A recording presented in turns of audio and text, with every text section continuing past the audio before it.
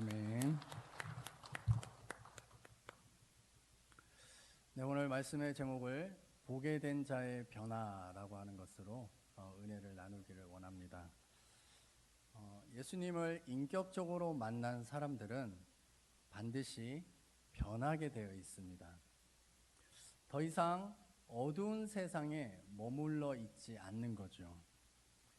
그래서 끊임없이 빛이신 예수 그리스도를 쫓아가게 되어 있습니다. 물론 세상은 그 사람을 그냥 놔두지 않습니다. 끊임없이 붙들고 예전의 죄악의 모습으로 돌아가도록 흔드는 이런 일들이 있습니다. 그럴지라도 결코 예수님을 버릴 수 없기 때문에 끊임없이 그 주님을 향해서 느리더라도 더디더라도 계속해서 주님을 향하여서 나아가게 되는 것, 이것이 바로 예수 그리스도를 인격적으로 만난 사람의 모습인 것이죠. 서울의 북촌 한옥마을이라고 하는 그곳 근처에는 어둠 속의 대화 체험관이라는 것이 있습니다. 이곳에 참석하는 사람들은 정말 깜깜한 방에 기다리고 있게 합니다. 자기가 눈을 떴는지 감았는지 조차 알 수 없을 정도의 새까만 방입니다. 이곳에 로드 마스터라고 하는 사람이 나와서 그 방에 참여한 사람들을 데리고 다닙니다. 이 사람들은 아무것도 보이지 않기 때문에 혹시 앞에 뭔가 있을까 두려운 마음 속에서 손을 더듬게 되는 것이죠. 그 과정 속에서 함께 참여한 사람들과 서로 신뢰하게 되고 믿게 되고 또 사랑을 나눌 수 있는 그런 과정들로 계속해서 밟아가게 하는 것입니다. 이 어둠 속의 대화라고 하는 이것을 만든 이유는 시각장애인들에 대한 이해를 돕기 위해서 만든 것이죠. 이 시간 예배드리고 있는 우리들의 이 시선이 보고 있는 이것이 싹 사라진다면, 깜깜함 속에 있다면 어떨까요? 정말 두려울 것입니다. 여러분들 오늘 예배가 끝나고 집에 돌아갈 때 눈을 질끈 감고 그 누구의 도움을 받지 않고 예배당 문을 나가고 계단을 걸어 내려가서 집으로 돌아간다라고 한번 생각해 보십시오. 혹시 오늘 중에는 도착할 수 있을까요? 도착할 때 무사히 안전하게 갈 수는 있을까요? 아마 쉽지 않을 것입니다. 오늘 본문 속에는 태어날 때부터 맹인이었던 사람이 보게 되었다라고 말씀합니다. 얼마나 기뻤을까요? 아마 덩실덩실 춤이라도 췄을 것입니다. 그렇게 보고 싶었던 엄마와 아빠의 얼굴을 보게 된 것이지요. 그리고 늘 말로만 들었던 아침에 태양이 떠오를 때 그 아름답게 물드는 그 하늘, 그리고 저녁의 석양을 아무리 얘기를 들었던 할지라도 자신의 두 눈으로 그 하늘을 보았을 때의 그 감격은 설명할 수가 없는 것이죠. 또 깜깜한 밤하늘에 떠있는 무수한 별들과 은하수를 보면서 와, 세상은 이렇게 아름다운 곳이구나 라고 감탄에 감탄을 했을 것입니다. 이렇게 맹인이었던 이 사람이 눈을 떴다면 그 동네는 아마 잔치 분위기여야 했을 것입니다. 거리에 앉아서 구걸이나 하면서 살았던 이 사람이 인생이 바뀌었으니 동네 사람들이 얼마나 즐거워했을까요?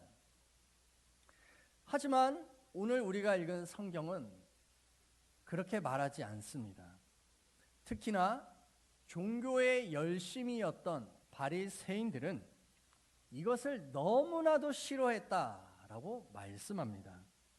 그래서 맹인을 불러다가 물었습니다. 내 눈이 어떻게 뜨여졌느냐. 그랬더니 맹인이었던 사람이 예수라 하는 사람이 자기의 눈에 진흙을 바르고 실로암 못에 가서 씻으라라고 했습니다. 제가 그 말에 순종해서 가서 씻었더니 보게 되었습니다라고 하는 사실만을 얘기했어요. 하지만 사람들은 믿지 않았습니다. 두 번째 다시 불러다가 똑같은 질문을 합니다. 맹인의 입장에서는 참으로 답답한 노릇이죠. 아니 똑같은 대답을 해줘도 들으려고 안 하는 이 사람들, 아무리 설명해도 소용이 없는 것입니다. 안 믿으려고 작정한 사람에게 제 아무리 하늘의 입술을 가진다 한들 그 사람은 어떻게 듣게 하겠습니까? 마치 소 귀에 경읽기였던 것이죠. 이 바리새인들이 인정할 수 없었던 것이 예수라고 하는 사람이 하나님께로부터 왔다라고 하는 사실이었습니다. 맹인이었고 거린이었지만 이제 눈을 뜬 본인으로서는 이 예수에 대해서 자신은 믿을 수밖에 없었던 것이죠. 이 사람은 분명히 하나님께로부터 온 사람이다 라고 하는 마음의 변화가 일어났던 것입니다. 하지만 바리새인들이 이렇게 믿지 않으려고 했던 이유는 맹인의 눈을 뜬 날이 바로 안식일이었기 때문에 그렇습니다. 하나님께서는 분명히 안식일에는 아무 일도 하지 말라라고 명령하셨습니다. 우리 레위기 20장 10절 말씀 함께 읽어보겠습니다.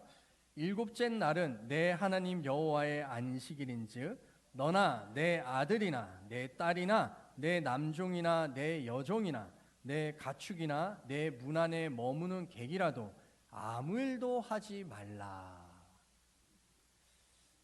그 집안에 있는 심지어 가축들마저도 일하지 말라. 이거 누가 말씀하셨죠? 하나님이 말씀하셨어요. 일해서는 안 되는 안식일에 예수라고 하는 사람이 맹인의 눈을 고치는 일을 한 것입니다.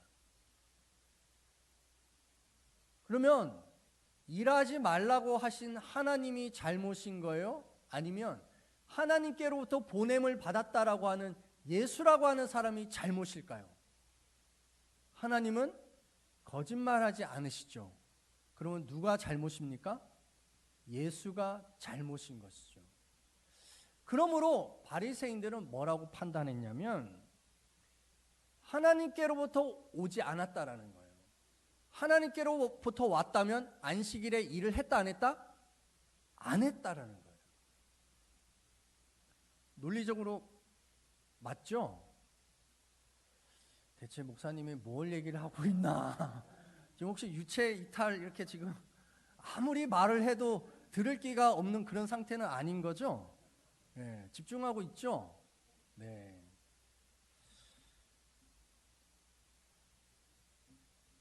바리새인들이 무엇을 오해하고 있었냐면 안식일에 일하지 말라라고 하신 하나님의 본 뜻을 이해를 못했던 거예요. 왜 일하지 말라라고 하시는지. 그래서 이 사람들은 이해할 수가 없었기 때문에 그냥 무조건 일하면 안 된다라고 하는 생각, 잘못된 판단을 하고 있었던 것이죠. 그렇기 때문에 안식일에 일한 예수는 결코 하나님의 사람이 아니다라고 했던 겁니다. 하지만 맹인이었던 이 사람은 자기가 분명히 치유받았다라고 하는 이 사실 앞에는 그 어떤 것으로도 부인할 수가 없는 것이죠. 물론 이 사람이 처음부터 예수님을 바로 안 것은 아니었습니다. 점점 변화된 것이죠. 어떻게 변화되었는가 성경을 보니까요. 맹인이었던 이 사람은 예수님에 대해서 처음에 뭐라고 말하냐면 11절에 대답하되 예수라 하는 사람이라고 얘기합니다. 단지 예수님이라고 하는 이름으로만 알고 있었다라는 수준이었죠. 하지만 시간이 좀 지나면서 이 사람의 마음속에 변화가 일어납니다. 우리 요한복음 9장 17절 한번 다시 읽어보겠습니다. 이에 맹인이었던 자에게 다시 묻되 그 사람이 내 눈을 뜨게 하였으니 너는 그를 어떠한 사람이라 하느냐? 대답하되 선지자니이다 하니. 그냥 예수라 하는 사람 정도로 알았던 이 사람의 마음 속에서 예수는 선지자이시구나 라고 하는 변화가 일어난 거예요. 선지자다라고 하는 말은 하나님께서 보낸 사람이다 라고 하는 뜻으로 이스라엘 사람들은 이해하고 있었습니다. 그래서 이 사람이 뭐라고 설명하고 있냐면 요한복음 9장 32, 34, 33절 우리 함께 읽겠습니다. 시작. 창세 이후로 맹인으로 난 자의 눈을 뜨게 하였다 함을 듣지 못하였으니 이 사람이 하나님께로부터 오지 아니하였으면 아무 일도 할 수 없으리이다. 아멘. 하나님께로부터 오지 않으면 자기의 눈이 결코 뜰 수가 없었다라고 하는 이 사실을 이 사람은 깨달았다라는 거예요. 일개 무식쟁이였던 이 맹인이었던 사람이 얼마나 단호하게 말을 했던지 성경에 능통하였던 바리새인들이 마치 자기들이 가르침을 받는 것처럼 느껴졌다. 이렇게 성경은 말합니다. 그래서 34절에 보니까 바리새인들이 내가 온전히 죄 가운데서 나서 우리를 가르치느냐라고 화를 냈다고 성경은 기록하고 있습니다. 아니 너가 뭘 안다고 우리를 가르친단 말이야 라고 한 것이죠. 글로만 배운 지식은요, 체험으로 경험되어진 지식을 결코 이길 수가 없습니다. 산의 진미를 가득 채운 상이 있다고 생각해 보십시오. 그 상에 있는 한 음식을 가지고서 계속해서 설명하는 거예요. 이게 얼마나 맛있는지, 얼마나 달콤하고 달짝지근하고 씹으면 씹을수록 구수한 맛이 나는지 아무리 설명을 해봐도 젓가락을 들고 그것을 입에 넣고 씹어 먹어보는 사람이면 한 방에 끝나는 것이죠. 설명이 뭐가 필요합니까? 먹어보면 아는데. 그렇지 않습니까? 진짜 맛을 본 사람은 가짜에 대하여 눈을 뜨게 되는 줄 믿습니다. 맹인은요, 참 빛을 봤기 때문에 어둠 속으로 돌아갈 수가 없었습니다. 맹인은 구걸하면서 살았습니다. 구걸이라고 하는 것도요, 유대인 공동체가 허용해 줬기 때문에 구걸할 수가 있었어요. 하지만 유대인 공동체가 무엇을 결정했냐면 이 예수를 하나님으로부터 온 사람이다라고 인정하는 사람은 유대 공동체에서 추방하자, 출교시키자 이렇게 결의를 한 겁니다. 그랬더니 이 맹인이었던 이 사람의 부모에게 바리새인들이 묻습니다. 저 사람이 너의 아들이 맞냐? 네, 맞습니다. 너의 아들이 눈을 떴는데 대체 어떻게 뜨게 됐느냐? 너네가 설명해봐라. 그랬더니 부모들이 뭐라고 말합니까? 이것을 설명하면 어떻게 된다고요? 출교당할 수가 있는 겁니다. 그래서 그것이 두려워서 아들에게 떠넘깁니다. 아들이 장성했으니 아들에게 물어보십시오. 유대 사회에서 출교라고 하는 것은 대단히 무서운 형벌이었습니다. 출교를 당하면요, 더 이상 인간 취급을 받지 못했습니다. 먹고 사는 경제 활동에도 껴주지 않았어요. 심지어 투명 인간 취급을 했습니다. 이 사회적 동물이라고 하는 것이 인간인데 사회로부터 배척받는다. 이거는 무서운 것이죠. 그렇게 유대인들은 이 맹인을 버렸습니다. 아니 어쩌면 이 맹인이 유대 사회를 버렸는지도 모릅니다. 왜냐하면 자기 자신의 눈을 띄워준 이 예수님을 버릴 수 없었기 때문에 그런 것이죠. 공동체로부터 버림받았던 이 맹인에게 예수님께서 찾아가셨습니다. 우리 요한복음 9장 35절 말씀 함께 읽겠습니다. 예수께서 그들이 그 사람을 쫓아냈다 하는 말을 들으셨더니 그를 만나사 이르시되 내가 인자를 믿느냐. 예수님께서 물으셨습니다. 하지만 이 사람은 아직은 인자라고 하는 하나님의 사람이라고 하는 인식이 없었습니다. 그래서 이렇게 대답하는 거죠. 주여, 그가 누구십니까? 내가 믿고자 합니다 라고 말합니다. 그랬더니 예수님께서 내가 인자를 보았고 지금 너와 말하는 내가 그 사람이다 라고 정확하게 예수님이 누구신지를 알려주십니다. 맹인이었던 이 사람은 드디어 예수를 그리스도로 알게 된 것이죠. 존재의 혁명이 그 사람 속에서 일어난 것입니다. 이 사람은 어둠 속에서 구걸하면서 죽을 운명이었습니다. 하지만 이제는 아니지요. 빛을 보았고 어둠은 물러갔습니다. 성경에 예언되었었던 하나님께서 보내심을 받은 그 예수, 그 메시아를 만나게 된 것입니다. 그리스도를 인격적으로 경험하게 된 것이죠. 이 사람은 즉시 주여 내가 믿나이다 라고 하면서 절을 했습니다. 절을 했다라고 하는 것은 우리가 설날에 어른에게 세배한다 그런 수준이 아닙니다. 절을 했다라고 하는 이 말은 창조의 근원이신 하나님 앞에서 예배하였고 경배하였다라고 하는 뜻입니다.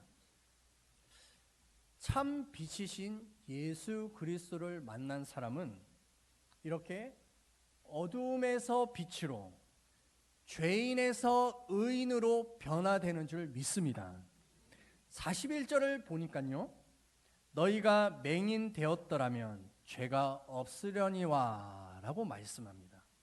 결국 이 사람은 예수님께로부터 죄 용서를 받았다라고 하는 것을 알 수가 있는 것이죠. 맹인이었던 이 사람처럼 예수님을 만나는 사람은 변화되게 되어 있습니다. 우리들도 마찬가지죠. 우리가 살아계신 예수 그리스도를 인격적으로 만난 사람은 어둠 속에서 빛을 본 줄 믿습니다. 그러므로 어둠의 삶으로 되돌아가지 않는 것이죠. 물론 어둠이 엄습할 때가 있고 짓누를 때와 같은 상황이 있을 수는 있습니다.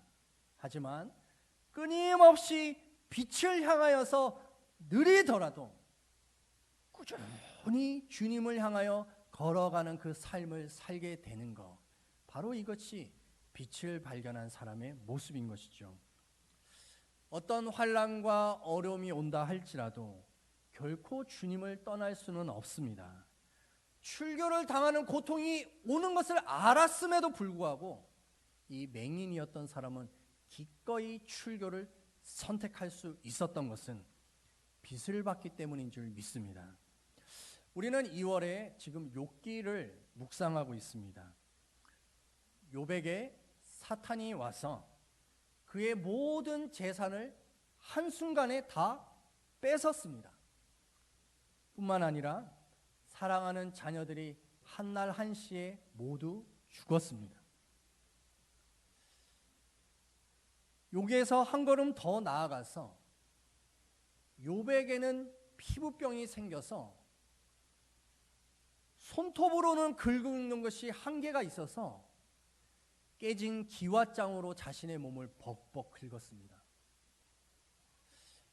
기왓장으로 몸을 긁으면 피부가 어떻게 될까요?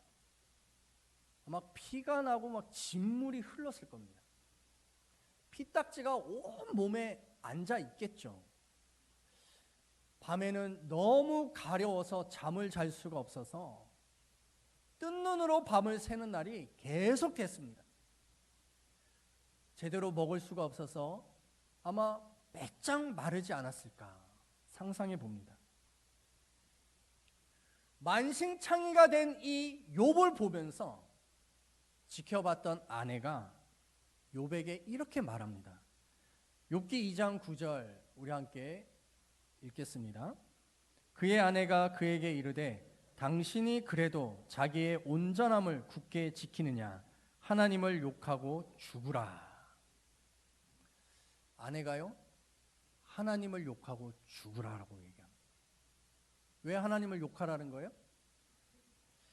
아니 하나님이면 복을 주셔야지 어떻게 이런 고난과 고통을 주시는 분이 하나님일 수 있겠냐는 거예요. 차라리 그럴 바에 그런 하나님을 믿을 바에는 하나님을 욕하고 죽어버려 떠나가버려 이렇게 얘기하는 것이죠. 하지만 욥은요 복을 주시는 분도 하나님이시고 화를 주시는 분도 하나님이시니 내가 어떻게 하나님을 떠나가겠느냐라고 고백합니다.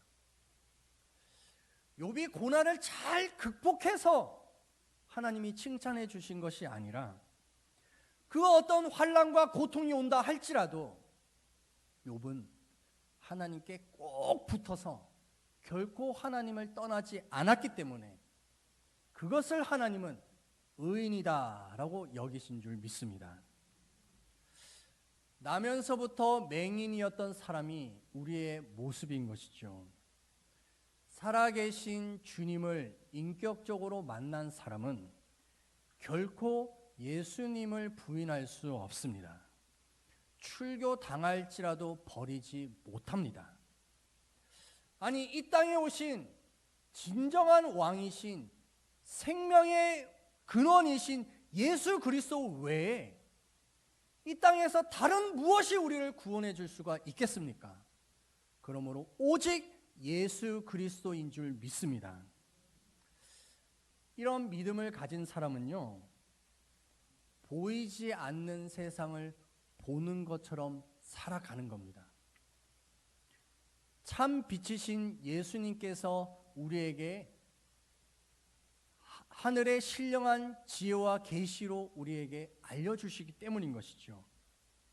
그러므로 보이는 것이 다가 아닙니다. 믿음으로 보면 보이는 건 너머의 세계가 있는 줄 믿습니다. 세상 사람들이 죽었다 깨어나도 볼 수 없는 그 영의 세계가 있는 것이죠. 북이스라엘에 있었던 일이었습니다. 당시의 북이스라엘 왕 아합 왕은 이세벨이라고 하는 여자를 자신의 아내로 맞아들였습니다. 이 이세벨은요 얼마나 바알을 숭배하였던 그런 사람이었는지 아합 왕과 결혼하는 순간부터 북이스라엘에 하나님을 예배하는 모든 선지자를 잡아다가 죽이기 시작했습니다. 그래서 하나님을 예배하는 사람들이 다 숨어버린 것이죠. 바알과 아세라의 숭배가 북이스라엘을 가득 채웠습니다. 이 영적인 어둠 속에서 하나님을 예배하는 사람들이 옴짝달싹 못하고 고통하고 있었습니다. 이런 어둠이 득세하고 있었던 이 땅 가운데 엘리야라고 하는 사람이 일어났습니다. 이 사람이요 아합과 이세벨에게 도전합니다. 우리 갈멜산에서 진검승부를 한번 해보자. 너희들이 섬기는 그 바알 신을 위해서 제단을 쌓고 제물을 올려놔라. 나도 내가 섬기는 하나님을 위해서 제단을 쌓고 제물을 올려놓겠다. 하늘에서 불이 내려오게 하는 그 하나님이 진짜 하나님이다. 너희들 나와 함께 시합해 보겠느냐? 라고 했을 때 아합과 이세벨은 좋다라고 하면서 850명의 바알과 아세라 선지자들이, 우상 숭배자들이 모였습니다. 그때 엘리야는 자기가 쌓아놨던 제단, 장작들에다 물을 부으라고 시킵니다. 물을 얼마나 많이 부었든지 그 장작들이 물을 흠뻑 머금고 있었고 물이 넘쳐서 그 제단 주위로 도랑이 흘렀다, 이렇게 이야기를 합니다. 그렇게 흠뻑 젖은 그 제단에 엘리야는 하늘을 향하여 기도하였습니다. 3년 6개월 동안 비가 오지 않았던 바짝 말랐던 그 하늘에 하나님, 당신이 진짜 하나님이신 것을 보여주시옵소서, 불을 내려주시옵소서 라고 기도했을 때 하나님께서는 하늘에서 불을 확 내리셔서 흠뻑 젖어있는 그 제단에 불을 붙이셨을 뿐만이 아니라 그 불의 기세가 얼마나 강했던지 도랑의 물을 핥았다라고 말씀하고 있습니다. 불로 응답하게 하는 그가 바로 진짜 하나님이신 줄 믿습니다. 사람들은 보지 못했습니다. 마른 하늘에 무슨 불이야 라고 생각했지만 엘리야는 믿음의 눈으로 하나님은 불을 내릴 수 있는 분이시다 라고 강한 확신으로 도전할 수 있었던 것이죠. 그러므로 우리 히브리서 11장 6절 말씀 함께 읽겠습니다. 믿음이 없이는 하나님을 기쁘시게 하지 못하나니 하나님께 나아가는 자는 반드시 그가 계신 것과 또한 그가 자기를 찾는 자들에게 상 주시는 이심을 믿어야 할지니라. 아멘. 엘리야는 이 믿음을 가지고 하나님 앞에 기도의 보좌로 나아갔습니다. 반드시 불을 내려주실 것이라고 하는 이 믿음이 그 어둠으로 가득 차 있었던 바알 숭배자를 이길 수 있었던, 어둠을 뚫고 나갈 수 있었던 능력이 되는 줄 믿습니다. 사랑하는 종암신흥교회 성도 여러분, 여러분들은 빛을 발견한 자들이십니까? 빛 가운데 거하시고 계십니까? 그런 줄 믿습니다. 하나님의 빛을 발견한 자는 말씀과 기도의 삶으로 늘 하나님의 은혜의 보좌 앞으로 나아가게 되어 있습니다. 그곳에서 하나님께서 은혜를 주시기 때문인 것이죠. 우리 이 시간 결단의 기도를 합시다. 하나님, 내 인생의 어둠이 너무나 강할지라도 하나님의 말씀과 기도로 은혜의 보좌 앞에 나가서 하나님 앞에 간구함으로 하나님의 불을 경험하게 하여 주시옵소서.